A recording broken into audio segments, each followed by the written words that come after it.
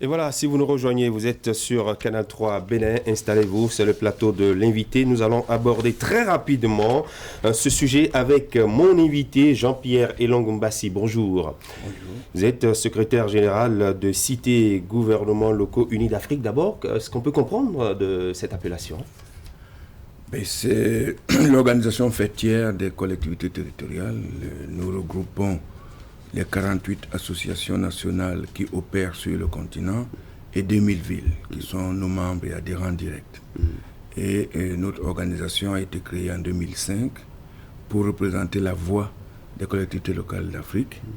Et nous avons notre siège à Rabat au Maroc. Et nous avons une présence dans chacune des régions de l'Union africaine.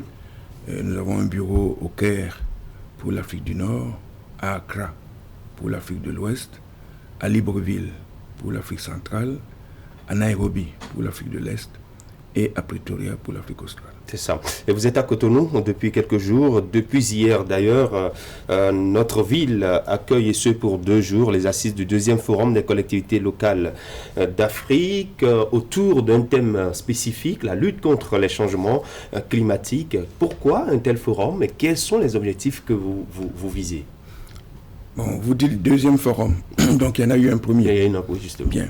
Le premier a eu lieu à Cotonou, du 8 au 10 septembre 2016, en préparation de la COP, la conférence des États partis à la Convention cadre des Nations Unies sur les changements climatiques. Et cette conférence se tient chaque année. Et l'abréviation de cette conférence, c'est les COP. Oui. Voilà. La COP 22 à Marrakech, nous l'avons préparée, nous, élus locaux, pour la première fois. Les élus locaux d'Afrique se sont réunis à Cotonou et nous avons eu la présence du gouvernement par le biais du ministre de la gouvernance, de la décentralisation et de la gouvernance locale et du ministre de l'Environnement et du cadre de vie. Cette première conférence, c'était la première fois que les élus locaux et régionaux du continent exprimaient le vœu de participer plus aux travaux des COP. Oui. Depuis ce temps-là, depuis la COP 22 à Marrakech, nous avons systématiquement préparé les différentes COP. Et la prochaine COP se tient à Glasgow, à la fin de l'année. Cette COP est préparée par ce forum, de la même façon que la première COP, la COP 26. Oui. La même façon que nous avions préparé la COP 22. Alors, la COP 22, c'était à Cotonou. La COP 26, la préparation également. Vous revenez à Cotonou pour les 2 forums, je dirais. Oui, parce pourquoi que ce choix de Cotonou nous voulons que Cotonou soit notre adresse de préparation des COP, d'abord. Deuxièmement, parce que nous pensons que l'action climatique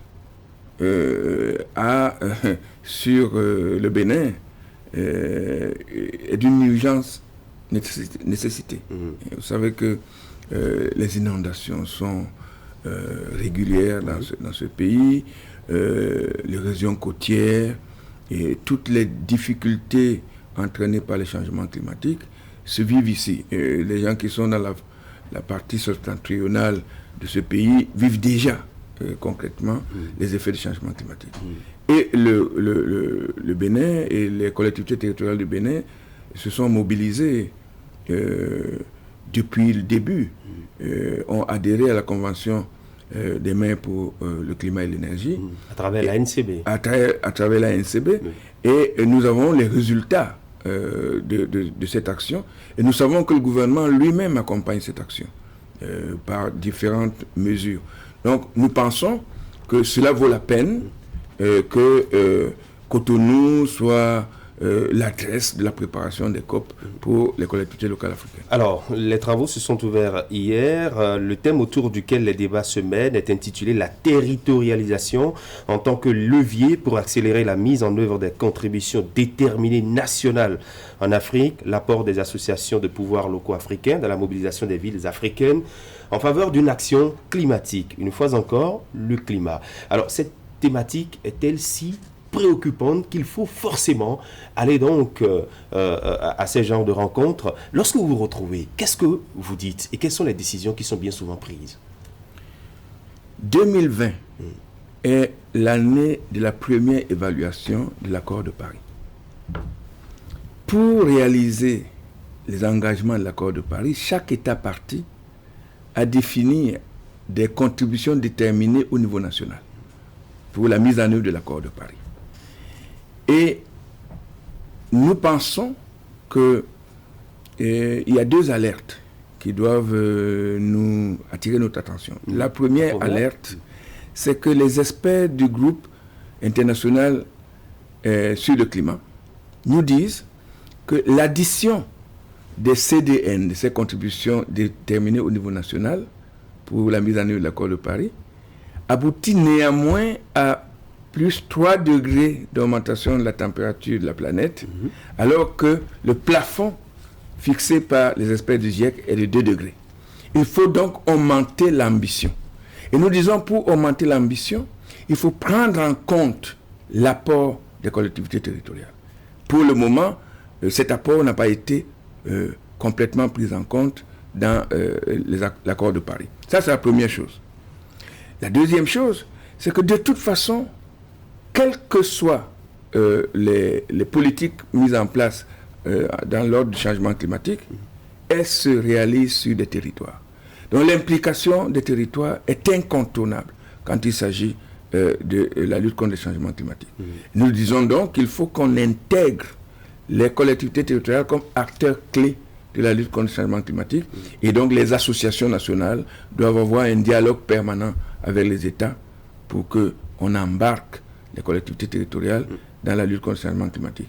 Et pour cela, nous demandons qu'on territorialise les contributions définies au niveau national pour avoir un effet concret de ces contributions sur le terrain et sur les populations. Alors, l'ANCB constitue-t-elle un exemple dans ce partenariat avec l'État pour la prise en compte urgente de ces mesures contre les changements climatiques? D'abord, l'ANCB vient de faire quelque chose qui est très important.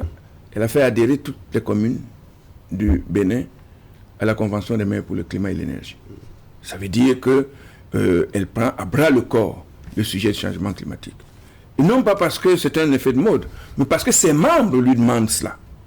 Et en particulier, les membres du Septentrion lui disent non, on a là un problème très important qu'il faut que vous nous adressez. Et l'ANCB a fait une commission permanente sur le climat. Et c'est exemplaire. Et l'ANCB est en train d'engager un dialogue avec le gouvernement national pour territorialiser les contributions définies au niveau national. Donc pour nous, cette association peut être un des modèles, mais ce n'est pas le seul, mais c'est un des modèles qui peut indiquer la voie à suivre pour la territorialisation des contributions définies au niveau national. Alors, les travaux se poursuivent dans la journée d'aujourd'hui et vous allez clôturer également cette activité aujourd'hui. Que peut-on attendre de vos travaux qui ont démarré depuis hier? Une des choses que nous disons, c'est que si les collectivités territoriales sont au cœur de l'action climatique, il faut donc que la finance climatique atteigne les collectivités territoriales. Pour le moment, la finance climatique n'atteint pas les collectivités territoriales. Donc, un des points sur lesquels nous avons déjà commencé à discuter hier et que nous allons continuer à discuter aujourd'hui, c'est comment est-ce que les collectivités territoriales ont les moyens financiers de leur action si cette action est déterminante. Et nous avons autour de la table les gens du Fonds vert climat, la BEI, la BOAD et d'autres institutions financières, y compris l'Union européenne qui a massivement soutenu, et ça je voudrais les en remercier solennellement ici, massivement soutenu la Convention des maires pour le climat et qui continue à soutenir cette convention. Eh bien, nous sommes en train de discuter avec eux comment faire pour que les collectivités territoriales aient les moyens de leur action. Voilà. Vous êtes venu à Cotonou en 2016, je rappelle aux téléspectateurs, pour la première rencontre, le premier numéro de ce forum. Vous revenez pratiquement 4 ans après, je ne sais pas si entre-temps vous êtes arrivé. Est-ce que vous avez constaté un changement à Cotonou qui était quand même une ville ouverte aux inondations, victime des inondations? J'ai vécu dans cette ville pendant 15 ans. Donc c'est ma ville, oui. C'est ma ville. Quand je suis arrivé à Cotonou, les inondations étaient monnaie courante. Je ne dis pas qu'elles ont disparu, mais je dis que des efforts très importants ont été faits. À l'époque, cette ville s'appelait Cototrou. Aujourd'hui, quand on compare, quand je suis arrivé ici en 1992, par rapport à maintenant, de réels progrès ont été faits. Ces progrès ont été en partie le fait de la décentralisation. Parce que les villes se sont saisies des problèmes quotidiens. Et nous pensons qu'il faut renforcer cette décentralisation. Et en renforçant cette décentralisation, les progrès qu'on est en train de voir maintenant seront démultipliés. Et c'est pour ça que nous disons qu'il faut que chaque collectivité ait un plan climat-énergie. Parce que les changements se feront au niveau local ou ne se feront pas. Voilà. Merci beaucoup. Monsieur Jean-Pierre Elong Mbassi, secrétaire général de Cité et Gouvernements Locaux Unis d'Afrique. Vous étiez donc en plateau pour nous parler des travaux de ce deuxième forum des collectivités locales d'Afrique sur la lutte contre les changements climatiques. Très bonne journée et bonne suite de travaux à vous et à vos partenaires.